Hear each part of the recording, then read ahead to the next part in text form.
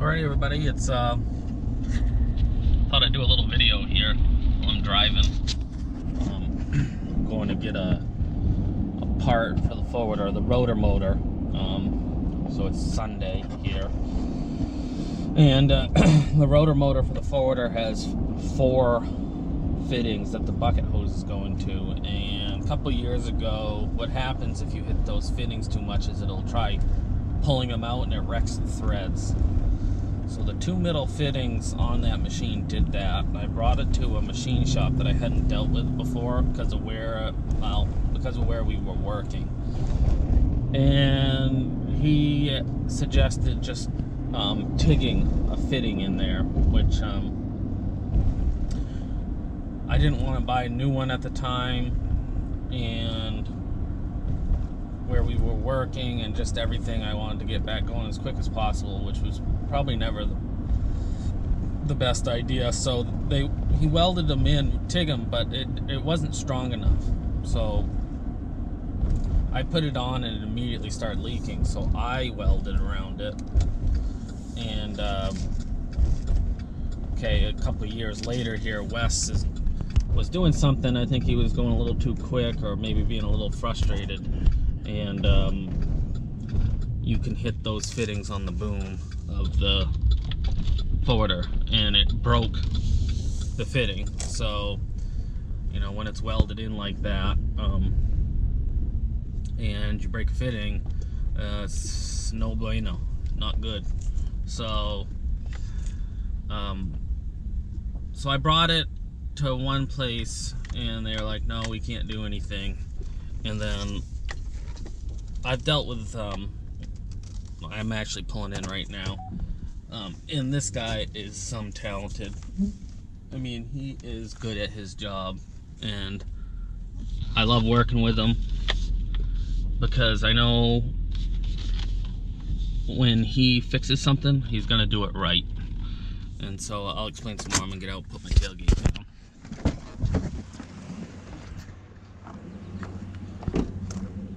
So there's the rotor motor.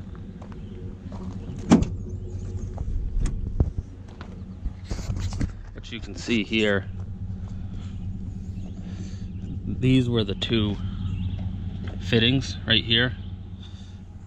And what happens when you weld them is this is cast, so it turns it super hard.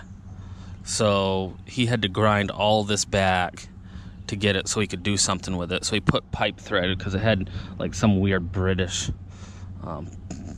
O-ring boss. So, and then he ground it down so he could do something. Then he put it in his milling machine, so it's back just the way it should be. And then I don't have a picture of the stock guard, but look at what he did here. Anybody who knows anything about forwarders, he built this new guard so that it would fit 2 bolts instead of 1. And look what he did here. He made this brace so that if you hit it, it won't break this. I mean, this guy is talented. I don't know what it'll cost me, but what an improvement. So I'll finish backing up here.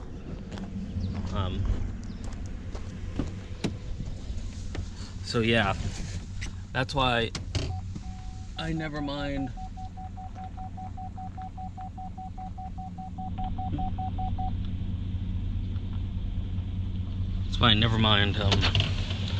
paying this guy. I've had him do other stuff. The forwarder boom broke in half, the jib boom.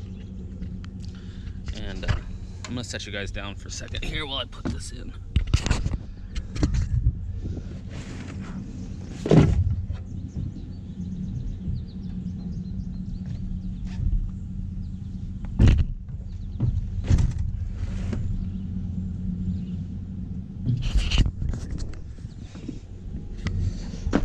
But I'm just so impressed with this.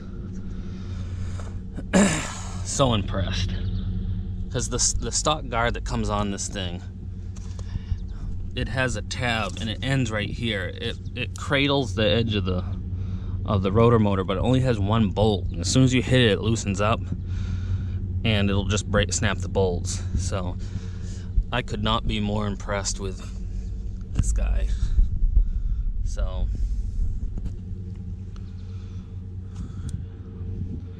bucket hose fittings will come up in here, and it's got 90s, so anyways, figured I'd come pick this up today. This is his garage. As you can see, he's got a ton of projects going on. He works on anything, so he's a Frenchman, but what a good guy. I mean, the guy usually works 6-7 days a week. But so I decided to bring it out here, which ended up being a good thing. We did lose a couple days because it happened Wednesday. And I always question myself, but you know, a new rotor motor is like $4 grand, so I don't really want to, you know, spend $4,000 if I can fix it. But then there's always that, you know, how much downtime production are you losing? But you know, there was nothing wrong with the rotor motor, so it was just hard for me to swallow at that point, to just go, oh, we got to get back going and just throw money at things. You know, like my father said, I never get this saying right, but I think it's a penny light and a pound heavy. So the pound heavy part might be just running to Caterpillar and buying a new rotor motor. Penny light would be trying to get it fixed. So it depends on the situations, you know, which way is the right way to go. And with this situation, if he told me that it couldn't be fixed or it might not work, I would definitely, you know, go buy a new rotor motor. But this guy is, I mean, I'm sure not everything he fixes works, but he usually does a pretty good job. I'm always very impressed. It's kind of that, he's the type of guy that, you know, if something breaks in half or breaks and he fixes it, it's never gonna break again. He's gotten a little better too. In the past, it seems like you got to get at. He's got so much work, and he doesn't like turning work down. That sometimes you might wait a little bit, but he gets used to his customers, and you kind of,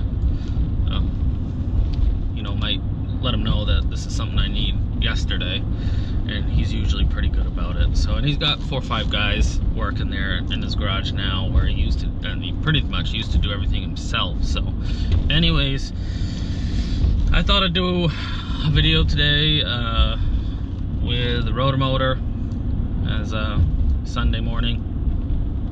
Hope you guys enjoyed this. Like, comment, subscribe. Let me know what you think. We'll catch you next time.